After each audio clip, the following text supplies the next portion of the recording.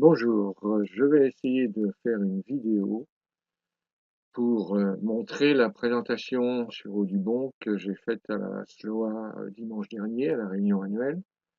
Bon, ça a été un peu perturbé lors de la réunion, donc je vais essayer de faire une vidéo plus calme et plus complète. Donc sur Audubon. Alors Audubon, qui est-il? Puisque c'est un homme, hein, il y a une grosse société américaine de préservation de la nature qui est en fait tiré de son nom. Mais au départ, lui, c'est un peintre animalier qui a surtout peint des oiseaux. Donc on va essayer de voir ensemble qui il est et ce qu'il a fait. Pour commencer, on va essayer de faire une petite histoire rapide du dessin des oiseaux au niveau de notre histoire. Au début, donc, on parle de l'art pariétal, moins 35 000 ans avant Jésus-Christ, 30 000 ans. Euh, Très très peu d'oiseaux. Par exemple, à la Grotte Chevet en France, qui date de 30 000 ans, il y a 350 dessins d'animaux, donc essentiellement des mammifères, hein, et il y a un hibou parmi les 350. Bon, j'ai pas réussi à trouver, bien sûr, ce dessin de hibou, mais enfin bon, pour montrer un petit peu qu'au départ, il n'y a pas beaucoup d'oiseaux. En fait, on retrouve surtout au niveau de l'Égypte, hein, des dessins anciens, puisqu'on parle de 2600 ans avant Jésus-Christ, donc 4600 ans avant nous. Et ça nous permet de voir les oiseaux qu'il y avait à l'époque et un petit peu la vie des Égyptiens par rapport à ces oiseaux. Donc là, on peut en reconnaître certains qui existent toujours. Donc déjà, des premiers dessins quand même qui montrent la physionomie des oiseaux. Également, on peut s'apercevoir qu'ils faisaient déjà de l'élevage intensif de canards et d'oies probablement, tel qu'on peut le voir actuellement en Asie, hein, c'est-à-dire des grands nombres de ces oiseaux. Au niveau des écrits, apparemment les plus anciens qu'on ait trouvés datent d'environ 350 ans avant Jésus-Christ. Donc Aristote décrit à peu près 140 oiseaux, 140 espèces d'oiseaux. Là aussi, j'ai pas trouvé de traces. Ensuite, bon, beaucoup plus tard, hein, dans les années 1200, l'art médiéval, euh, avant l'imprimerie, c'est les moines qui écrivaient surtout. Qu'est-ce qu'ils écrivaient? Bien sûr, essentiellement des livres religieux, qui sont ornés, puisqu'ils passaient beaucoup de temps à écrire à la main avec des lettres bien dessinées, et donc ils avaient le temps de faire des dessins autour des textes. Et donc là, parmi tous ces dessins, il y a quand même quelques oiseaux. Alors, pendant ce temps-là, en Extrême-Orient, ils étaient pas mal en avance, puisqu'ils dessinaient déjà les oiseaux en action. Là aussi, malheureusement, j'ai pas d'exemple. Ensuite, toujours 1200-1250, Frédéric II, donc, écrit un livre, hein, sur les oiseaux. Ce serait le premier ornithologue vraiment digne de ce nom. Comme par hasard, hein, tout ce qui surprend l'Église est excommunié, le livre est interdit, il disparaît, et on le retrouve à peu près 200 ans plus tard. Voilà quelques exemples de dessins. Euh, la première impression, donc en 1475, au départ, ce qui se passe, c'est que on a des gens spécialisés dans le dessin d'oiseaux, vous avez quelques noms ici, mais c'est pas eux qui vont attraper les oiseaux. On leur ramène chez eux des oiseaux morts qui vont dessiner dans l'état où on leur montre. Donc c'est surtout des oiseaux seuls et dans un état statique. Rembrandt également commence à faire des dessins d'oiseaux dans les années 1600. Donc ça piétine quand même pas mal, hein. On va commencer à essayer d'imprimer euh, dès que c'est possible. Donc toujours des oiseaux, même s'il y a un minimum de décor, c'est un décor esthétique, c'est pas forcément le décor réel de l'oiseau. Alors ça nous permet quand même de voir certains oiseaux qui ont complètement disparu, comme le dodo, qui était un oiseau assez gros, peu farouche et qui pouvait pas voler, et qu'on trouvait sur presque toutes les îles qu'ont découvert les explorateurs. Alors à l'époque, avec les bateaux à voile qu'ils avaient, et puis surtout la taille des bateaux, comme ils mettaient des mois et des mois à arriver là, ils n'avaient plus rien à manger. Et donc, qu'est-ce qu'ils ont fait? Ben, ils ont mangé du dodo.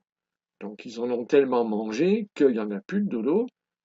Et donc, grâce à ces dessins, ben, on peut voir à quoi ressemblait cet oiseau.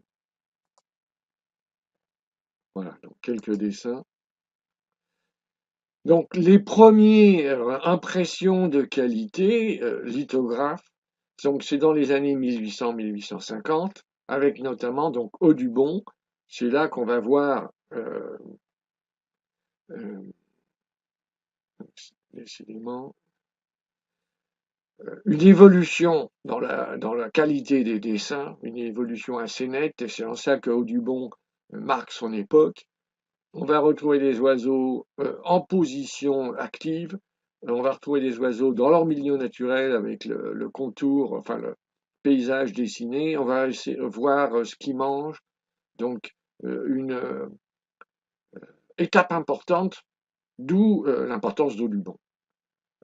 Audubon a parcouru tout le nord de l'Amérique, États-Unis, Canada, et nous a fait des dessins d'une qualité incroyable. Derrière, juste un petit peu après, il y a John Gould, qui est aussi quelqu'un d'important, qui lui a couvert le monde entier, avec des dessins d'une qualité aussi très importante.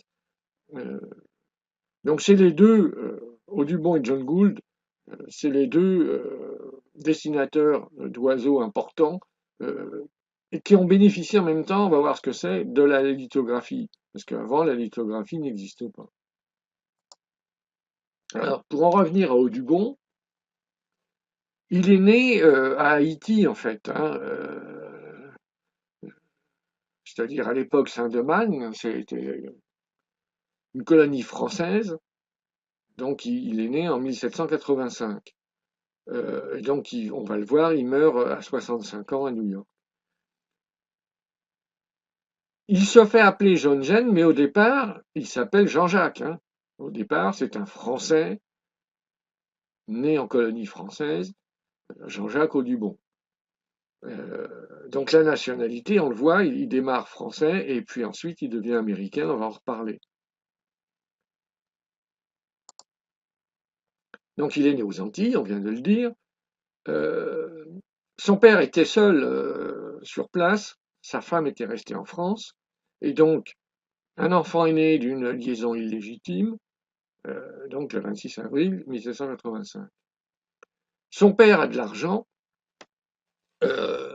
c'est un commerçant d'esclaves. Il faut bien voir qu'à l'époque, c'était légal, c'était considéré comme un commerce, hein, malheureusement. Hein. Donc son père a gagné de l'argent à faire le trafic d'esclaves entre l'Afrique et l'Amérique. Sa mère meurt alors que Jean-Jacques n'a que 6 mois, mais son père ne l'abandonne pas. Et vers l'âge de 3 ans, son père le ramène en France, dans la maison familiale, donc proche de l'océan au bord de la Loire. Et là, bah, la femme donc, du père de Jean-Jacques accepte cet enfant, s'en occupe, et même la famille adopte complètement Jean-Jacques. Donc ça, c'est une chance importante pour lui, parce qu'il aurait très bien pu rester à Saint-Domingue tout seul, abandonné. Donc il reçoit une bonne éducation, le couple a de l'argent, on l'envoie à l'école, malheureusement, ou heureusement pour nous, on ne sait plus trop bien, hein, mais il préfère donc se promener dans la nature. Donc très jeune, plutôt que d'aller en classe, il va se balader. Voilà la maison familiale. Donc on voit quand même hein, que il y avait un petit peu d'argent.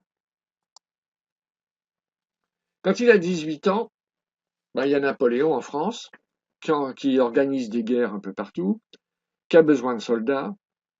Son père, qui tient quand même à son fils, l'envoie aux États-Unis, en Pennsylvanie, parce qu'ils ont acheté une ferme, sans la voir d'ailleurs, hein, ils ont acheté une ferme, ils ont de l'argent, ils achètent une ferme aux États-Unis sans même y aller. C'est en pleine nature, donc ça c'est l'idéal pour Jean-Jacques, qui part là-bas, donc gérer cette ferme.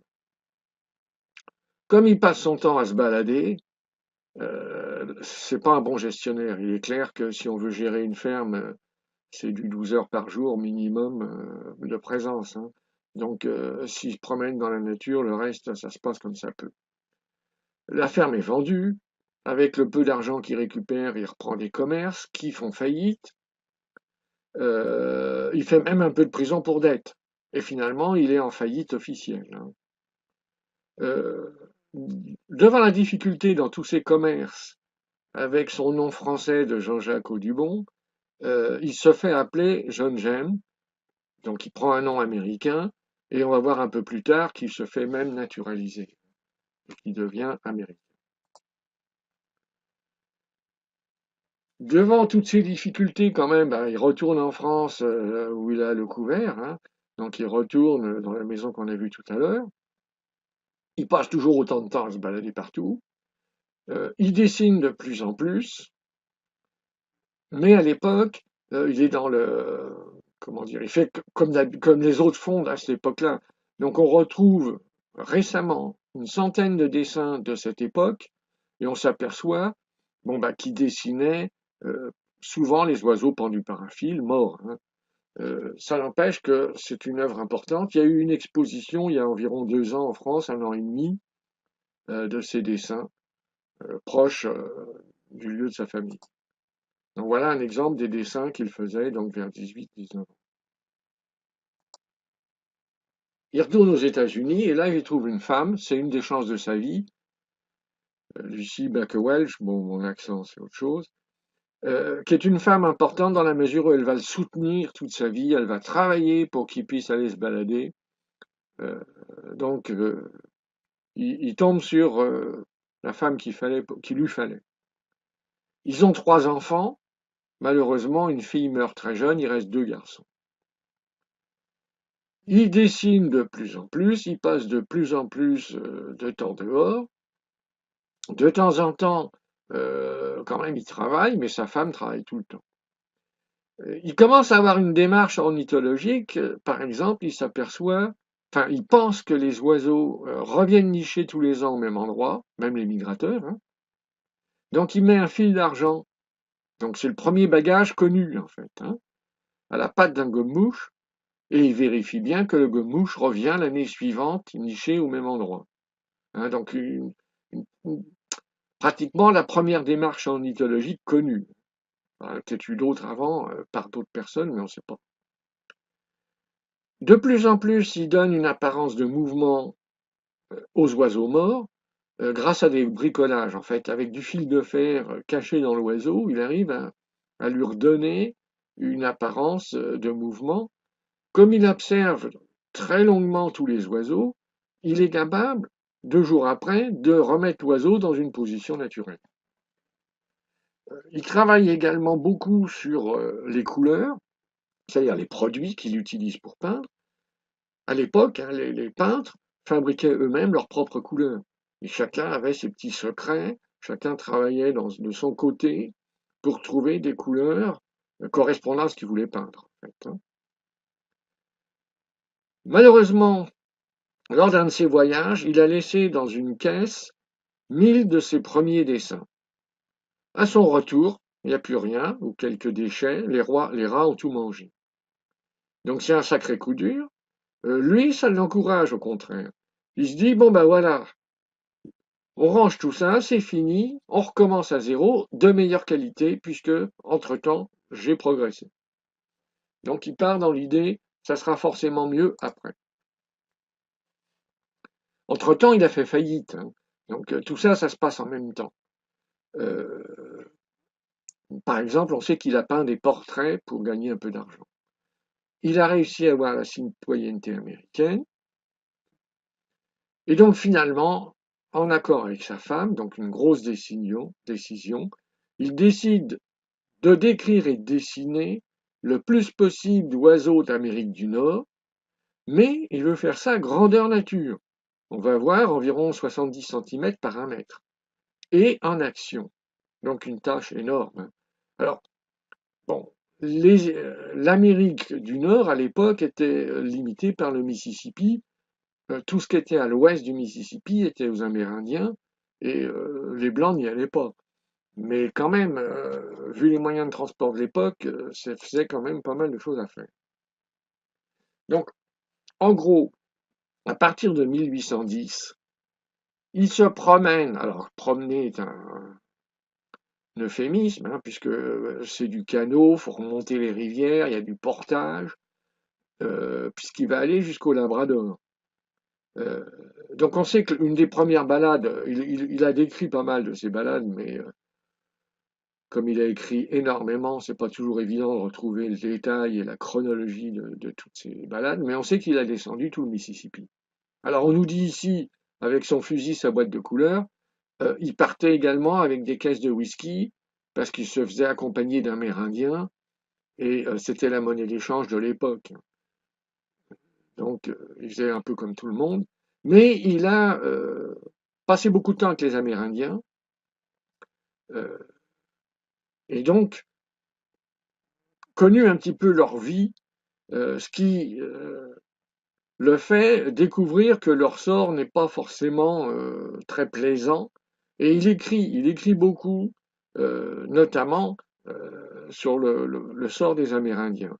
Alors cela dit, il vient avec une caisse de whisky, il participe lui-même au mauvais sort, hein, mais c'est la contradiction de l'époque. Également au niveau de la chasse, il est le premier à écrire sur la déforestation, qui commence déjà à cette époque-là. Alors par rapport à ce qu'on fait maintenant, c'était rien, mais il écrit déjà que c'est trop. Alors bon, bref. Euh, donc c'est tous ces écrits sur la chasse à outrance, la déforestation, qui feront qu'on va créer la société Audubon plus tard. On va en reparler. Alors la chasse à outrance, en même temps, lui, il nous dit dans ses écrits qu'il tue jusqu'à 100 oiseaux par jour. Mais ce qu'il faut comprendre, c'est que 100 oiseaux par jour, c'était ridicule. Donc sa contradiction n'est pas totale en fait, hein, mais c'est quand même une certaine contradiction.